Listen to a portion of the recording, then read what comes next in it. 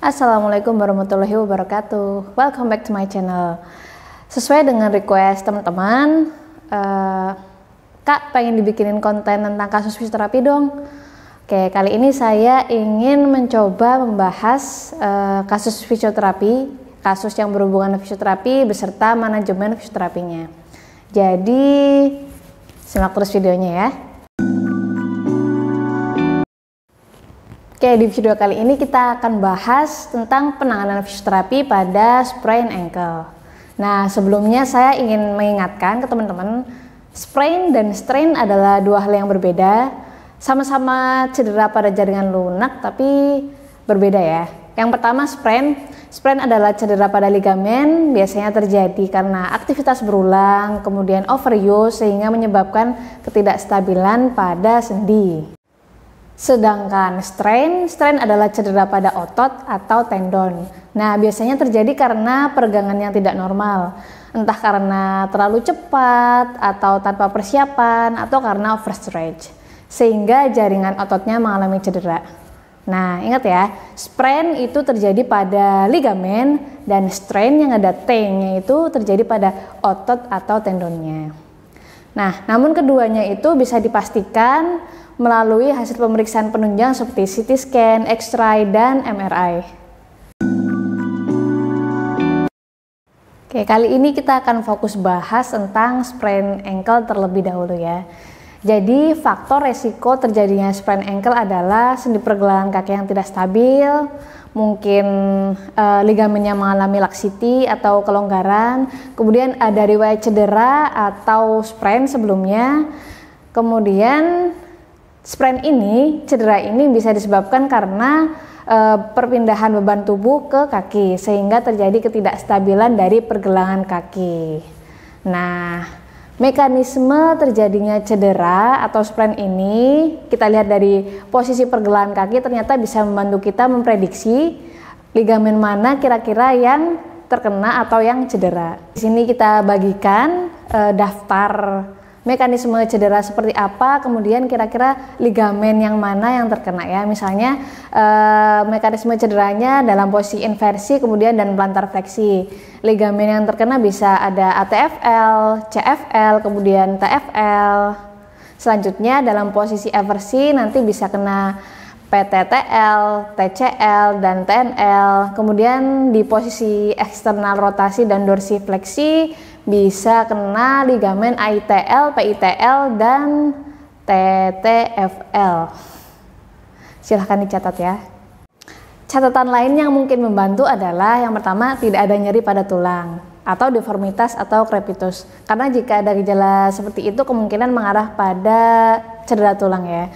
Kemudian jika ada keluhan disertai dengan perasaan dingin, kemudian parestesia, maka diduga ada komplikasi neurovaskular compromise dari saraf peroneal.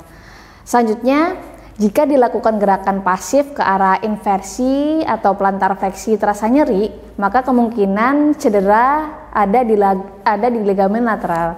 Kemudian jika dilakukan gerakan pasif ke arah eversi ternyata nyeri, kemungkinan ada cedera di ligamen medial.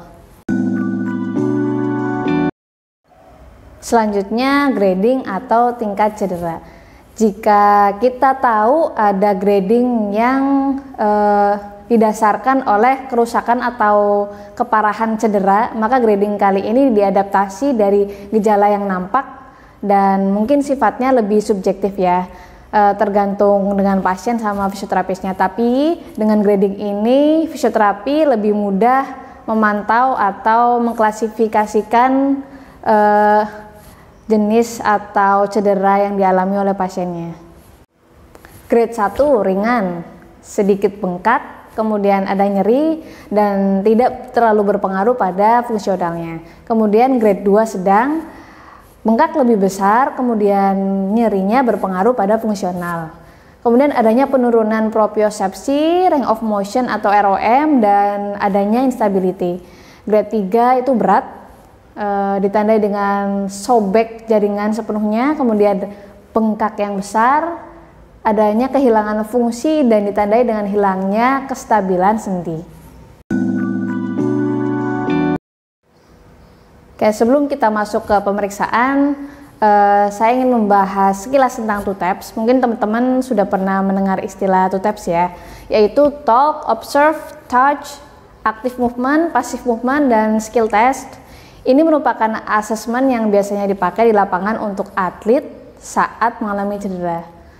Apakah atlet itu boleh melanjutkan permainan, apakah harus berhenti? Ya, jadi menurut saya, two taps itu bukan pengganti dari sebuah treatment, tapi langkah awal yang bisa diambil saat atlet mengalami cedera lapangan.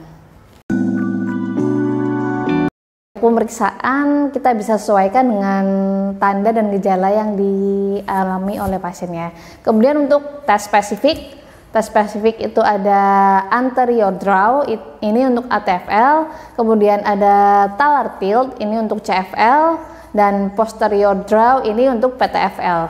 Kemudian yang terakhir ada squeeze test, ini untuk syndesmotic sprain.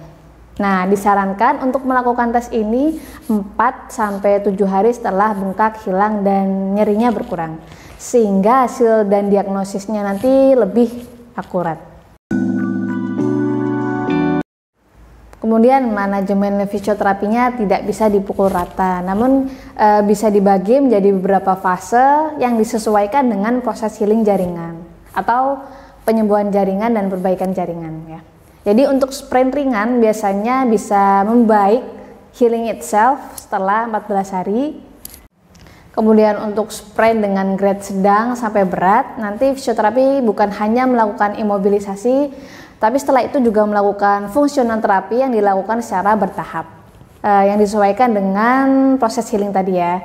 Dan fungsional terapi ini dibagi menjadi 4 fase. Yang pertama ada fase inflammatory, itu terjadi 0-3 hari. Goal kita adalah mengurangi bengkak dan nyeri terlebih dahulu ya. Bisa dengan price.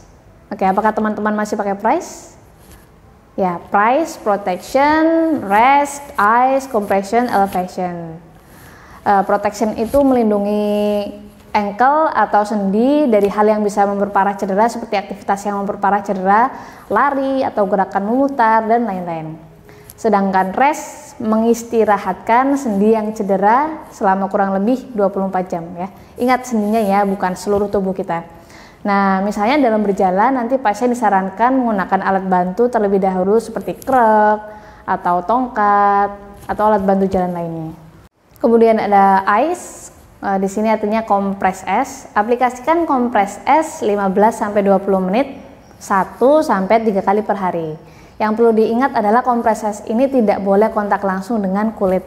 Jadi Anda bisa membalutkan handuk terlebih dahulu atau kain terlebih dahulu ya.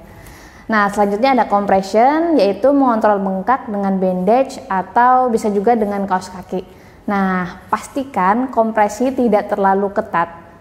Jika kaki Anda nanti berubah jadi dingin, kemudian hilang sensasi atau paresthesia, maka artinya balutan terlalu ketat.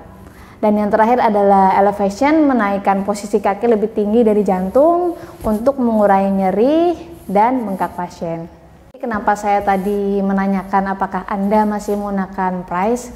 Karena mengenai price ini sebenarnya evidence based practice-nya masih lemah, tapi tidak ada EBP atau evidence based practice yang melarangnya. Jadi berdasarkan pengalaman klinis, banyak pasien yang merasa lebih baik dalam tahap penanganan awal ini. Kemudian fase yang kedua adalah polifrase, ini berlangsung 4-10 hari. Goal kita adalah untuk pemulihan fungsi dan mulai menambahkan kapasitas pembebanan pada kaki. Nah, hal yang paling penting adalah edukasi kepada pasien untuk melakukan aktivitas secara bertahap.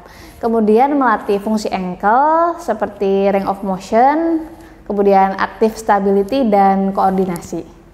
Nah, fisioterapi disarankan untuk segera melakukan tapping atau brace segera setelah bengkak hilang.